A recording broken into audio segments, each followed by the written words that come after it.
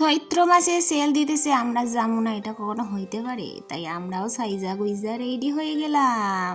চৈত্র মাসের মেলা, মেলা নয় এটা হচ্ছে চৈত্র মাসে সেল দিয়েছে, যেরকম প্রতিবারে দেয়। জানোই তোমরা যে সামনে পয়লা বৈশাখ, নতুন জামা কাপড় পরতে হবে। তো আমার মাম্মি জান বলেছিল 4-5টা জামা কিনে দেবে, কিন্তু না, ওখানে যা দাম, আমাদের সাথে যা চিটিং হলো।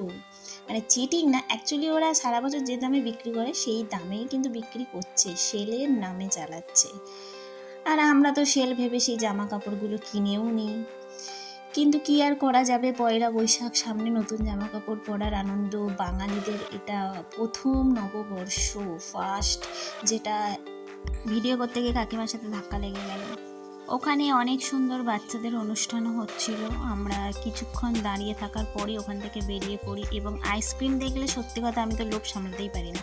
আমার মা তো বকাবকি করছিল, এই তুই কবার আইসক্রিম খাবি, কিন্তু আমাকে তো খেতেই হবে, আর আমি খেলে আমার ছেলেও খাবে। আর এই যে দেখছো, এই যে পুতুলগুলো থাকে না, এত হ্যান্ডসাম লাগে, আমার কি বলবো, মানে মানুষদের থেকে আরও বেশি হ্যান্ডসাম লাগে। আমি যখনই কলেজে যেতাম এরকম পুতুলগুলো দেখলেই আমি হ্যান্ডশেক করবই। এখানেও আমি দাঁড়িয়েছিলাম, কিন্তু লোকগুলো এমন করে তাকালো যে আমাকে লজ্জাতে চলেই আসতে হলো। তারপরে মা বললো, সেই যখন বাইরে বেরিয়েছি ফাইনালি আমি বাজারটা করেও যাই।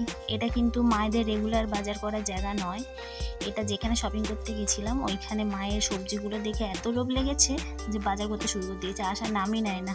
আর আমি ততর করে ঘেমে যাচ্ছি, বললাম আর পাচ্ছি না, বাড়ি চলো। ভাবেই আমাদের চৈত্র মাসের এন্ডিং হয়ে গেল। এবার আসছে নতুন বছর, নতুন দিন, নতুন একটা শুরু।